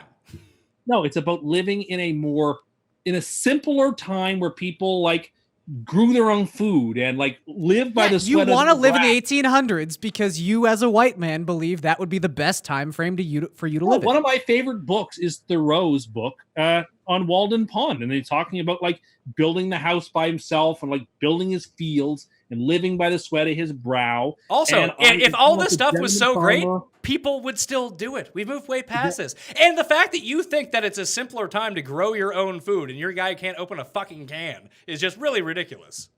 Well, in many ways, I've been conditioned and ground down by the sort of corporate millennial life. I accept that. Wait. So your interpretation of what a millennial is always skews exceedingly young, past the point of what a millennial actually is. But you also think that you, as a 30-year-old man, have been driven down by a millennial lifestyle that was instilled in society at an early enough time to affect you as a youth? No, but now, like, it's a culture I find is all consuming, and just I don't know. I just wished. I would really think that the consuming sort of culture that would set all this in place really started in the 80s. The 80s, big on consumption. Especially if it was consumption cocaine. is older than that. I mean, not during the 70s, I guess, because Jimmy Carter was a terrible president and inflation was through the roof. So after, I guess, he left, there was a chance for consumption. But no, I pine perhaps for a simpler time where there were a lot more farmers and people lived by the sweat of their brow, and there was a lot more, I don't know, just there's something to be said about that lifestyle that I think there's something romantic about it. And maybe I am romanticizing it unfairly, and that's fine. I guess I'm guilty of that. But I don't know, just it's just a gentler time, I suppose. You could just move to like Yellowknife. Cam would let you know what to do. Yeah, you moved to Montana or something. No, I'm not going to do that. Why not? Why not? It sounds so great. Why don't you go to you can live your best life, Tim, in Wyoming. No, I think in retirement, having like a hobby farm and a nice villa would be something I could do. How? Like, again, he's going to end up having a bean plant in his window. From fuddy-duddy to the lowest person on earth. Those are the only two extremes. A hobby farm and a villa. Man of the people, sure. Yeah. That might be the most millennial statement I've ever heard. Now, I don't want to work. I don't know how to do any of these things, but here's what I want. Even just the sentiment, sure, but the sentence, I want a hobby farm in a villa, is exceedingly millennial. And a villa. Oh, and a villa, excuse me. Yeah. Rather ridiculous. All right, let's close with this, because it's something that I've wanted to talk about for a while. One was, what's the deal with European police cars having that one siren and our police cars having something different? Oh, you mean the one that goes, wah? I mean, no. I mean, the actual one, not whatever the hell that was. It's there's a wah. It's a car alarm almost. Those are like when I was over in Europe, I was like, I thought it was just in the movies. This is a real thing. It was just very jarring. You would think that would be something kind of streamlined across the board. I don't know. You would. It's sort of like how every street sign in every part of the world is green. Like the major signs on highways are always green. You would think that, that emergency sounds would translate, or how every stop sign around the world is a red octagon. Yeah, you would think they would translate, but they don't. Street signs are blue in a lot of places. No, not the street sign. Like when you're driving on the highway, like the major big signs are almost always green. Oh, yes. Yeah. Yes. That's what I mean. Yeah. Street signs depend on where you are, like the physical, sign that says like Young Street or Front Street. But like I'm talking about you're on the highway, stuff like that. So I didn't give out my wedding tip for people during the wedding section, but I'd like to give that out. We'll call this the quick tip section.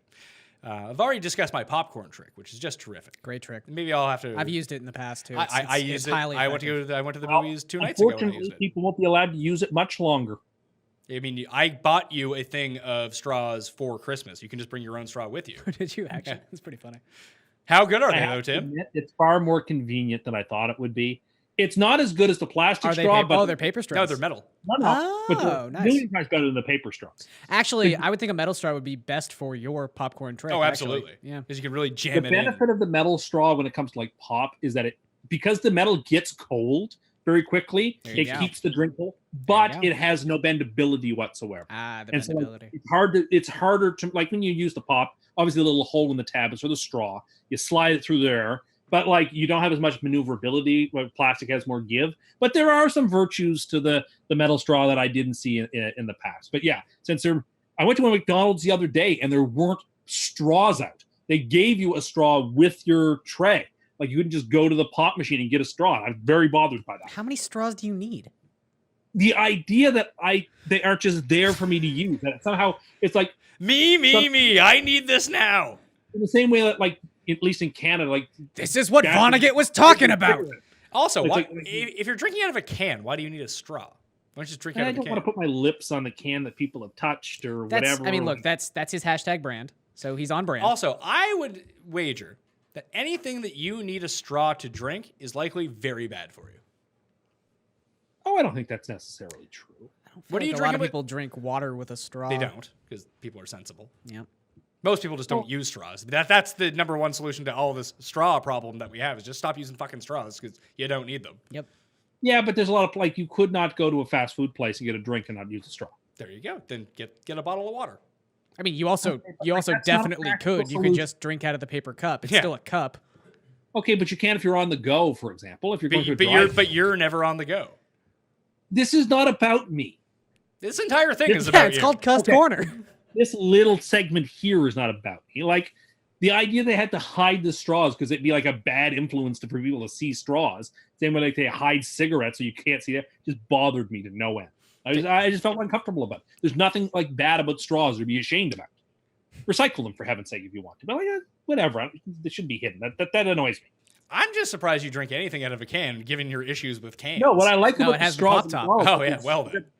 What I So- like about the straws there is like they're sealed in that paper, so you know that they haven't like been contaminated in any way. So I hate the places where you push that button and the straw comes down. you eat a lot of fast food, don't you? No, but like you know what I'm talking I about. actually don't know what you're talking The about. You know, little, those little like, you devices, you press, push the like, kinda tab press and the the bottom. Oh, I thought you said like he pressed. Yeah, When you said pressed a button, I thought No, there was no. like a button, a straw magically came out of some I machine. misspoke. It's like that little tab thing you push down and the straw slides out. I don't like that. So my two tips. One is the famous popcorn trick, which I've told people in the past that once you get your thing of popcorn, don't get them to put the butter on it because that's terrible. It's just going to make all the popcorn at the top very soggy. Are we at a place though where every single theater has one of I those? don't know. Most places that Yeah, I've okay. been to over the past 20 years have I would agree. have the station where you can press the butter. And the butter is pretty terrible that comes in it. But what you do is you take a straw and you put it down all the way on one side. And then you pour the butter into the straw so stuff gets buttered at the bottom. You shake it around a bit. Then you go to the other side of the bag, lift it up a little bit so the next level of popcorn gets buttered and you shake it around. And you do this 3 times up, then put a bit on the top. Boom! All the popcorn is buttered and you're having a far more enjoyable viewing experience at the theater. And you saved yourself $2.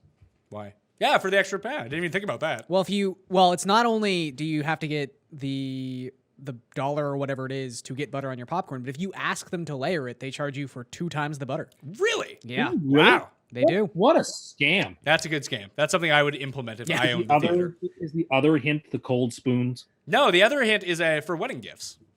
Oh, So wedding gifts are tough because most people just give other people money, which is fine. Yeah. Yeah. But if you want, like buying actually someone a gift is just a horrible idea. Like it's not good. I don't think I actually got any. Someone got me a set of glasses. Yeah. Well, nice watch glasses. how the many? decanter. What Yeah, you bought percentage me a of decanter, people? which was really nice. What Like, percentage of that people was would a you very say personalized had to gift, though. fly to your wedding? Yeah, 'Cause I a feel like lot. instantly that takes most gifts off. That the was table. actually one of the. Yeah. Not that many people actually had to fly to my wedding. Okay. Most people were just there. That's true, a lot of people I in flew Halifax. to go to my wedding, Yeah. and so did you. Yeah, I Like did. Tim was already there. I think. Were you there at the time? I was there. Yes. Okay, so money, just write a check, put some cash in, whatever. That works too. But one thing that we always do, because you want to make your gift memorable, and people always just forget. Like I cannot tell you, unless someone gave me like a truly astonishing amount of money, which didn't really happen. Yeah. That I would remember that. But if you gave me $100, you gave Yeah, me it's- 200 it's bucks, all whatever, in it's the all wash. everyone just I don't remember exactly what you gave me. But what you can do is you can go to like Winners or Should've like gave you less. Marshalls, or TJ Maxx, whatever it is. You can go and like get one of these like boxes. They look like antique boxes. They're like $10, $15, whatever. They're a shitty box. They just look old. Sure, the keepsake kind Yeah. of box. Yeah. And they're like this big. So you do that and you get some like ribbons or styrofoam or whatever to make it like look nice on the inside and create a bed for it. Go and buy, you don't need to buy the most expensive bottle of champagne, but buy like a $125 bottle of champagne. Most people don't spend up on champagne. And when they're talking about champagne, because champagne, unless it's really high quality, kind of disgusting. It's just way Yeah. too sugary. But you really only drink it on like, I feel like a lot of people just drink prosecco at this point too. yeah, but like you're going to Really drink it good on. champagne is earthy. Has little bubbles. That's Have how you know. have you ever had really good champagne, Tim? Of course, I have. Of course you You have. say, of course, you have like everything about what your life is would lead us to believe that you've Like, had fine I've champagne. had like real Dom Perignon, which is fantastic, and it's very earthy and has the Okay. very very small bubbles. Like you could blindfold me, and I could tell you real champagne from wish I had sparkling the money wine to do to this cheap 'cause sparkling wine. I want to call bullshit on this so bad. It's could. 100% bullshit. Also, again, I'm a man of the people. You know what I can do? Blindfold me, and I can tell you which champagne is which. Okay, so I have sort of a elite talent. I admit that, but part of it's because I'm a super taster, and part is that I have experienced some things that I have knowledge of. I'm sorry. I'm not going to all I'm apologize for my saying is- knowledge. I like this idea though. That instead of giving someone like $300 for a wedding, you spend the $15 on the thing, you spend another $10 on like the stuff to jazz it up, you buy the card. You're invested for like $30. You can spend $150 on a bottle of champagne, $100, whatever your budget is. Yeah. Like a nice bottle of champagne, and you write in the note on your 1-year anniversary, open this box. People will remember that. They'll remember it's from you, and no one dislikes it. It's the perfect gift. It's a good idea. Anyway, that's my if you want to be a little bit off-brand. I like to think that there's a group of friends who all watch this show, and one of them is going to get married, and then 6 people are going to send that gift now. Oh, that's great. With Cust's face in it. But it'll be completely devoid of the point of individuality and getting remembered. Sure, but I mean, you could just have a card from Cust, approved by super champagne taster Tim Andercust. He is a super taster. See, that's a way that you could monetize, Tim, your Twitter right there. Yeah. You could just constantly tweet about champagne and the differences between the good champagnes and the bad champagnes, and then it's all organic because you're talking about it anyway. Then you get a sponsorship from a champagne company. I was gonna say he should be like Oprah, where essentially he just has like Tim's picks, Oh, God. and these are things that are just Tim approved across the board. The best wines come from France or Canada anyway. I'll stand by that. I don't think anyone's gonna fight you on France. Did you say the best wines come from Canada? France and then Canada. In that order, I'm sorry, these are facts. Well, Tim doesn't even drink wine, so it's kind of I don't. On occasion, I will, and I have a taste for it. I'm no snob, but I like it. I'm more of a beer person than wine person. I drink so it. I really can't. I'm comment too I'm much. no empire maker when it comes to this, but I generally drink wine over anything now. But My girlfriend grew up in Niagara. But on the Lake. I You can't like throw that. a rock without hitting her winery. To the extent of my knowledge. I really like that Canada is number 2 on that. That's not even close. Oh, it is. Southern Ontario and the East and Ontario. British Columbia have fantastic wines, world class. It's just not true. It is. It's not even up for debate. They're world class. They win awards all the time. I don't drink wine. I don't know anything about wine, but here's the best. That's basically what you're saying. Look, the man I'm has not a taste. big- You don't know anything about wine. It's not true. I can tell the difference between wine that's been aerated and wine that hasn't. You know, all kinds of stuff. Yeah, all of it. We just heard it all. That's everything. Yeah. All right. So the final thing that I wanted to get to. Canada. People online who get mad at athletes and even other people too, because I noticed this with someone in our industry when they switched companies and they started charging for things. That people got like furious with them. Like with Le'Veon Bell, this really came up. Like, you're getting paid $17 million. Shut the fuck up and go back to work. And these are for people who work they're like, I work 3 jobs and you won't even work for $17 million a year. Stuff like this. That stuff really bothers me. Yeah, I'm not big on it either. I don't understand how that makes any sense. I don't know. Well, but you do get their. I don't. It's really stupid. I understand why they feel the way they feel. You kind of get the base sentiment that. No, like, I don't. The base sentiment doesn't make any sense because if you put those people, the people who are complaining, if you put them in the reverse situation, they wouldn't take less money. Yeah, that's sure. No, the thing. I don't disagree with you on that point, but I'm saying you can see just sort of like from a bird's eye view why somebody who only makes $30,000 a year thinks, why doesn't this person work for $17 million if he's being given it? Like that does make intuitive sense, but you're right. As soon as you sort of drill down on it, the whole thing sort of falls apart. And it's even like with professional athletes because the amount of money is just so large that it seems inconceivable. Yeah. But like if you're dealing with people in like other spots and it just translates, it just sounds like sheer pettiness and jealousy. That's mostly what it is. It's 100% of what it is because it was actually when I didn't talk about this with Jake, but when Jake moved to the Athletic, all of a sudden he got charged. Yeah, you have a paywall. Because there's a paywall at the Athletic, and people are like, "You fucking sellout!" Like just some of the comments were like, "Whoa!" Like you wouldn't take a promotion at your current. It is strange. But again, like you said, it boils down to jealousy. It boils down to you talk about football all day. Why would you charge for that? It's like because there's a business model. Yeah, I mean, people who want some good reading, there's a philosopher named Robert Nozick who wrote this great book called it's called Anarchy, State, and Utopia, where he talks about the famous Wilt Chamberlain problem.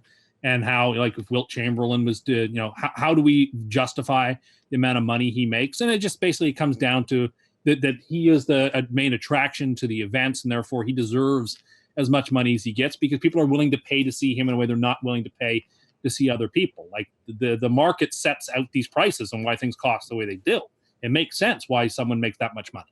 I completely agree. And the person that either owns the team or owns the product is making even more money off of it. It's like, and I think that's one way to look at it, like a Wilt Chamberlain situation. But those players were still wildly underpaid for what it is now. Like, realistically, if LeBron James was paid what he is worth as a basketball player, how much would he make per year? $100 million, $125 million? That would be massive. And that's the thing. And that's the way you have to look at it when you start getting angry about salaries of athletes is, like you said, if that money that the sport itself is making is not going anywhere, that doesn't change based upon how much the players are making, that money's still there. It would just go to the owners who are already rich anyway. So and making the majority of the money off this.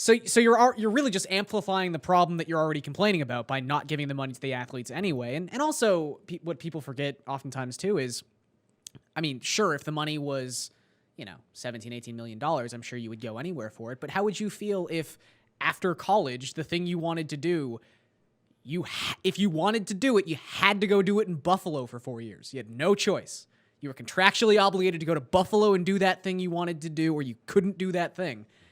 There's some weird labor stuff that happens in sports that kind of gets swept under the rug. Because you're being so well compensated. Oh, sure. 100%. But when you, like you said, when you really start breaking this stuff down, if you're going to complain about one aspect of it, that opens up every aspect of it. And there's a lot of weird aspects. And even to that point, if you're going to talk about how, I know the amount of money is a bit different, but if you thought about it on like a scale, for example, let's say you work 2 jobs, and then all of a sudden you went into work and the company started making a ton of money and they couldn't do that job without you. And they're like, hey, I need to get a raise. They're like, no, you're not getting a raise. Yep. And people would be furious about that. Yep. Wouldn't they? Yep. No, you're right. Yeah, I mean, you get no disagreement from me. I think that's, of course, soon if you're making $18 or $19 million, there'll be a 99% marginal tax rate put on you, so it won't matter. But I agree with most of what you're saying there. You really got to sneak that in, didn't you? Well, I had to. Why was she dancing? I really love that. Oh, no. Yeah, I love that video. That was great. That's funny. That video was great. She's a very, very charming person. She just has really, really bad economic ideas. Well, they're great economic ideas if everyone wants to be poor. Well, just 75% marginal tax rates have been tried the world over, and they have been abandoned the world over because they're terrible. It's such an interesting scenario with the states because there are enough people who make that, like in certain countries, like if you took like the Scandinavian countries, for example, and they put in like an 80% marginal tax rate on people who make over like $20 million a year. There's just not that many people that make over $20 million a year in Sweden. In the States, there's a ton. But again, sometimes that's mistaking the effect for the cause. If there was an 80% marginal tax rate in the United States, something like Amazon maybe doesn't get off the ground. Something like Microsoft maybe doesn't get off the ground. What's the incentive to being super, super, super, super rich if over $10 or $15 million are going to be taxed at an 80% rate? There isn't one. Incredibly pro-business now, but he was trying to take down the small businesses like Snakes and Lattes about 90 minutes ago. Oh, yeah. Really fluctuates. He's really all over the place with this stuff. He's big on big corporations. Well, I actually happen to agree with Tim. Hobgoblin of little minds. What's that? I said, as Emerson said, consistency is the hobgoblin of little minds. That just sounds like free reign to say whatever you want without dealing with any of the consequences. Pretty much. But yeah, not terrible to come up with as a philosopher. No, but I mean, this tax rate stuff is tough because do people make too much money? Can you make too much money? Like, is there a cap on? But I guess not. Yeah, really. Well, but on the far left, there are pushes for maximum incomes. Yeah, maximum income is tough. But should there be a minimum income, though, Tim? I am of two minds of it. There's discussion of this thing called a UBI, which is a universal basic income. And that just means the state cuts people a check for a certain amount of money, regardless of their condition, employment, whatsoever. And with fears of automation in particular, eliminating a lot of people's jobs, and particularly the types of jobs that get eliminated, the people who are doing them now, just there isn't time to retrain them to do other work. They're going to need to be employed. So I'm of the opinion that if we're going to pursue a universal basic income, that there should be and needs to be deep, deep cuts to the welfare state to replace that, because otherwise you can't pay for it. There have to be very, very deep cuts to social assistance, to healthcare, to various things in order to pay for it. And people do not want those services cut.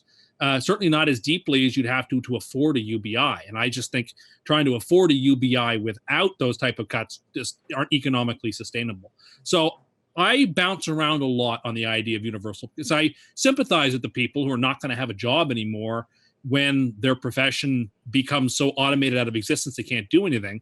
But I'm uncomfortable with the state providing money for not doing work at a nationwide basis if we're still going to fund social programs at a very high rate, and we already have really high and almost unsustainable levels of debt and deficit. So it's a very intractable problem. I can't actually kind of agree with that.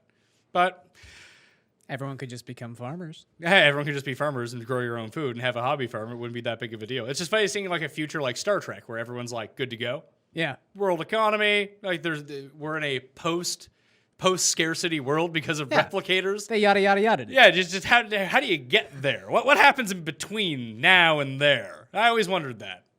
It's tough.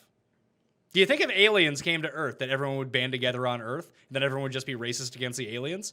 Because maybe we could just fake that everyone would get along. The Independence I Day model. I saw that movie, District 9. Oh, I thought you were going to say Mars Attacks.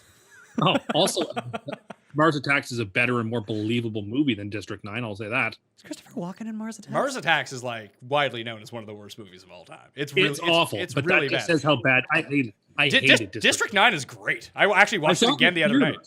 Not in the theaters, and I hate it. It was almost a walkout. It was so bad. Wow. Nominated for Best Picture, District 9. It's It would take a lot for me to walk It's out a of really movie. good movie. I came close to walking out of a movie a couple of weeks ago. And it doesn't happen very often. Which one was it? Vice. He already went over this. Oh, yeah, I did hear this. Yeah, I did hear this. And of course, Yeah, he went in pre-triggered, and then Yeah. Obviously it's going to trigger him more as it goes along. That'd be a waste of your money, though, walking out of a movie. Yeah, but if you don't feel like you're missing anything by walking out, maybe you should. Yes, that could be the case. All right. Garion Thorne, thank you for being here. No problem. Where can people follow you on the internets? I am at Garion Thorne. That's pretty easy. It's real nice. And on Twitter, you can always follow me at the PME. Also, you can follow Tim on Twitter at Tim Andercust. And this, folks, was Cust Corner. Cust Corner, it's Cust Corner. Cust Corner, it's Cust Corner. He's got the hottest takes with the highest stakes. He should be president of the United States, but it's Cust Corner, it's Cust Corner. Cust Corner, A lot of people have been calling it Top Cat Corner. A lot of people have been calling me Top Cat in general on Twitter. There are like legit Tim fake burners now. Yeah, I know. And it's so good. And they even have like the Russian like troll numbers afterwards. It's like Tim A 0765432. And all they do is just agree with Tim. And then Tim thinks these are real people. Although it's clearly him running the accounts. Or they will tweet at each other like that photo of Spider-Man pointing at his replication. I see that now too. And it's like another reason why I should be verified instead of that Mullins character or something. But anyway, I digress. Do you know about this? No. Tim's problem with Nick Mullins being verified on Oh, Twitter? because he got verified over the course of Monday Night Football? Starting quarterback in the NFL, Nick Mullins, should not be verified. What's but your Tim problem should. with that? I should be verified. No, there's no fake Nick Mullins accounts out there. No one's pretending to be him. I would wager there's a fake Nick Mullins account. But also, if you're the one running all the fake accounts, are they really I'm fake? not, though. You are though. Everyone knows that. I am running none of them. Come on. Some of them are very caustic and terrible too. I'm not running any of those accounts. Well, that seems like a misdirect. I only run my own. Exactly. Tim runs like 37 fake accounts for himself. I have enough trouble staying on top of my own account because it's so much fire. That is hard for me to keep on top of others. Cust Corner,